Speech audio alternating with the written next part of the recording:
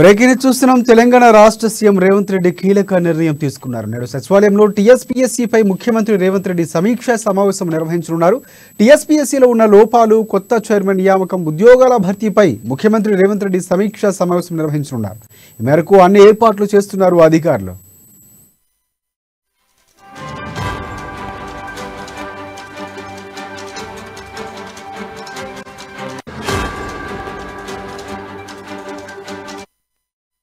Metro విస్తరణ pharma city రద్దు చేయడం లేదని తెలంగాణ సీఎం రేవంత్ రెడ్డి స్పష్టం చేశారు. ప్రయోజనాలను దృష్టిలో ఉంచుకొని వాటిని స్ట్రీమ్ లైట్ చేస్తున్నామని కూడా చెబుతున్నారు. ఇక ఎయిర్పోర్టుకు మెట్రో గత ప్రభుత్వం ప్రతిపాదించిన రూట్లలోనే పోలిస్తే దూరం తగ్గిస్తామని అన్నారు. బిహెచ్ఈఎల్ నుంచి ఎయిర్పోర్ట్ వరకు 32 కిలోమీటర్లు ఉంటుందని చెప్పారు. ఎంజీబీఎస్ నుంచి పాత బస్తీ మీదుగా శంషాబాద్ ఎయిర్పోర్ట్ వరకు మెట్రో విస్తరిస్తామని అన్నారు. ఇక నాగోల్ నుంచి ఎల్బీ నగర్, ఓవైసీ హాస్పిటల్ మీదుగా చంద్రయానగుట్ట వద్ద ఎయిర్పోర్టుకి వెళ్లే మెట్రో రైలును లింక్ చేస్తామన్నారు.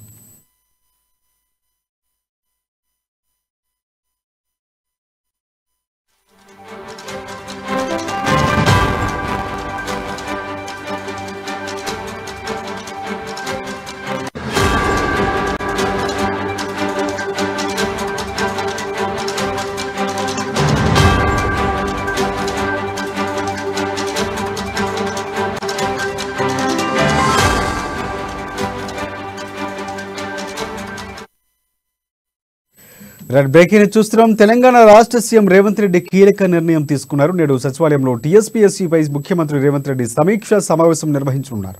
టీఎస్పీఎస్సీలో ఉన్న లోపాలు, కొత్త చైర్మన్ నియామకం, ఉద్యోగాల భర్తీపై ముఖ్యమంత్రి రేవంత్ రెడ్డి సమీక్షా సమావేశం నిర్వహించనున్నారు. ఇక ఈ మేరకు అన్ని ఏర్పాట్లు చేస్తున్నారు అధికారులు. దీనిపై పూర్తి అప్డేట్స్ అందించేందుకు మా ఇన్పుట్ ఎడిటర్ శ్రీనివాస్ మనకి అందుబాటులో ఉన్నారు ఫోన్ లైన్లో. ఎస్ చెప్పండి శ్రీనివాస్. రైట్ రాజశేఖర్, ఏదైతే టీఎస్పీఎస్సీకి సంబంధించి ముఖ్యమంత్రి రేవంత్ రెడ్డి మరి కొద్దిసేపట్లో సచివాలయంలో సంబంధిత మంత్రులు అదేవిధంగా అధికారులతో సమీక్ష నిర్వహించబోతున్నారు.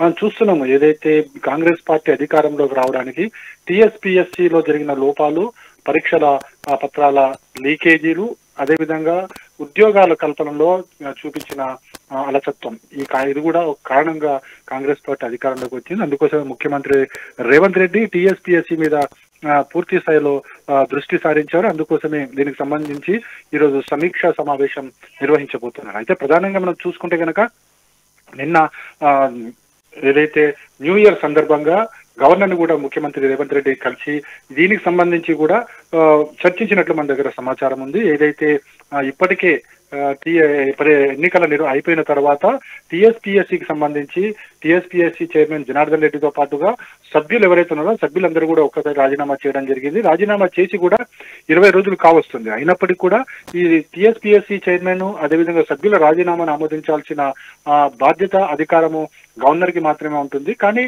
ఏదైతే పరీక్షా పత్రాల లీకేజీలకు సంబంధించి అదేవిధంగా దీని మీద ఒక సిట్ ఏర్పాటు చేయడం జరిగింది. సిట్కి సంబంధించి పలువురిని అరెస్ట్ చేయడము, అదేవిధంగా వాళ్ళని ప్రశ్నించడం అనేది కూడా జరిగింది.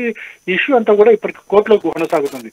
ఈ నేపథ్యంలోనే గవర్నర్ ఈ సభ్యులకు సంబంధించిన రాజీనామాలు కావచ్చు, చైర్మన్ సంబంధించిన రాజీనామాలు కావచ్చు, వేటిని కూడా యాక్సెప్ట్ చేయకుండా తన వద్దే పెట్టుకోవడం జరిగింది.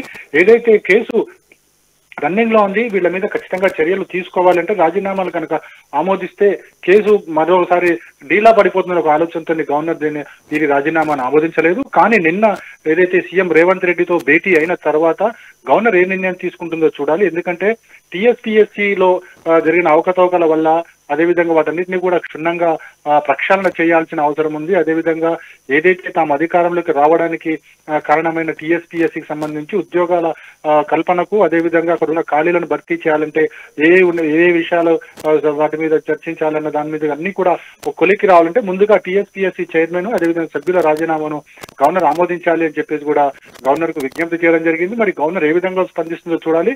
అయితే రాష్ట్ర ప్రభుత్వం మాత్రం ఖచ్చితంగా ఈరోజు ముఖ్యమంత్రి ఆధ్వర్యంలో సమీక్ష సమావేశం జరపబోతుంది. ఈ సమీక్ష సమావేశంలో మొత్తం ప్రస్తుతానికి ఉన్న ఖాళీలన్నీ, అదేవిధంగా పరీక్షల నిర్వహణ ఏ విధంగా నిర్వహించాలి, గతంలో నిర్వహించిన పరీక్షలు రద్దు అయినాయి కాబట్టి వాటిని ఏ విధంగా మళ్ళీ నిర్వహించాలి, అదేవిధంగా కోర్టులకు అనుగుణంగా, కోర్టు తీర్పులకు అనుగుణంగా ఏ విధంగా వెళ్ళాలి, అధికారులు ఏం చేయబోతున్నారు, అదేవిధంగా ఏదైతే టీఎస్పీఎస్సీ మీద వచ్చిన ఆరోపణలు కావచ్చు, అదేవిధంగా స్కామ్లు కావచ్చు, పరీక్షా పత్రాల లీకేజ్ సంబంధించి టీఎస్పీఎస్సీ అధికారులు ఏం చేశారు, వీటన్నిటి మీద కూడా ముఖ్యమంత్రి రేవంత్ రెడ్డి అధికారులతోని, సంబంధిత శాఖ అధికారులు, అదేవిధంగా సంబంధిత శాఖ మంత్రులతోని సమీక్షా సమావేశం జరపబోతున్నారు రాజశేఖర్. Right right. ఇంకోటి మెట్రో లైన్కు సంబంధించి కొన్ని మార్పులు చేర్పులు చేస్తున్నాం. సో ఏదైతే ఎయిర్పోర్ట్కు సంబంధించి శంషాబాద్ మెట్రో విస్తరిస్తామని చెప్పారు, పాత బస్తీ మీదుగా వస్తాం, ఆ సమయాన్ని అంటే ఆ దూరాన్ని కూడా తగ్గిస్తున్నటువంటి ప్రతిపాదనలు చేస్తున్నామని కూడా మనకు వార్తలు వస్తున్నాయి. సో దీనిపై ఎంతవరకు చర్చించే అవకాశం కనిపిస్తుంది? దీనిపై సాధ్యాసాధ్యాలపై ఈరోజు ఎవరెవరు ప్రధానంగా చర్చించబోతున్నారు? అది కూడా అంటే ముందుగా అయితే టీఎస్పీఎస్సీ తర్వాత ఏదైతే నిన్న ముఖ్యమంత్రి మాట్లాడుతూ ఏదైతే ఎయిర్పోర్ట్కు సంబంధించి, అదేవిధంగా మనకి మెట్రో ట్రైన్కి సంబంధించి కూడా ఏదైతే గత ప్రభుత్వం రూపొందించిన ప్రణాళిక అన్ని కూడా రద్దు చేయడం జరిగింది. ఎందుకంటే తద్వారా ఖర్చు భారీగా పడుతుంది, రాష్ట్ర ప్రభుత్వం మీద అనేక ఆర్థిక పరమైన ఇబ్బందులు వచ్చి తలెత్తే ప్రమాదం ఉంది. అందుకోసమే ఏదైతే శంషాబాద్ విమానాశ్రయానికి సంబంధించి మెట్రో రైలు ఉంటుందని చెప్పడం జరిగింది, కానీ దాన్ని తగ్గించడం జరిగింది. అదేవిధంగా మనం చూసుకుంటే కనుక నిన్న తీసుకున్న నిర్ణయాలు ఏవైతే ప్రజా ప్రయోజనాల దృష్ట్యా వారికి కావాల్సిన, ప్రజలకు కావాల్సిన వాటిని, సామాన్యులకు అవసరమైన వాటిని మాత్రమే తమ ప్రభుత్వం చేస్తుంది, కానీ అనవసరమైన ఖర్చులకు పోదని మాత్రం ముఖ్యమంత్రి స్పష్టం చేయడం జరిగింది. ఇంకోటి అంటే ఇప్పుడు ఏదైతే ప్రజాపాలనకు సంబంధించి దరఖాస్తులు స్వీకరిస్తున్నటువంటి పరిస్థితి, సో దరఖాస్తుల ప్రక్రియ మళ్ళీ ఆగి కొనసాగుతున్నటువంటి పరిస్థితి అంటే విరామం తర్వాత, సో దీనిపై సమీక్ష కూడా అంటే కొన్ని వస్తున్నటువంటి చిన్న చిన్న విన్నపాలు కానీ లేకపోతే ప్రజలకి వస్తున్నటువంటి సమస్యలు దానిపై ఎలాగా దృష్టి సారించాలనే దానిపై కూడా చర్చించే అవకాశం ఉన్నట్లు తెలుస్తుంది. దీనిపై ఎంతవరకు ఈరోజు ప్రధానంగా అంశం మాట్లాడే అవకాశం ఉంది? పాలనకు సంబంధించి చూసుకుంటే కనుక ప్రజాపాలనకు సంబంధించి అనేక దరఖాస్తులు రావడం జరిగింది, వేల దరఖాస్తులు. అయితే వాటికి సంబంధించి కూడా అధికారులకు ఇప్పటికే డైరెక్షన్స్ ఇవ్వడం జరిగింది. ఏవైతే తక్షణం ప్రాబ్లమ్స్ ఏవైతే ఉంటాయో వాటిని ఏవైతే మనము వెంటనే సాల్వ్ చేయవచ్చో వాటిని వెంటనే సాల్వ్ చేయమంచిగా అధికారులకు ఆదేశిస్తారు. అదేవిధంగా దీర్ఘకాలంగా సాల్వ్ చేయలేని సమస్యలు ఉంటాయి.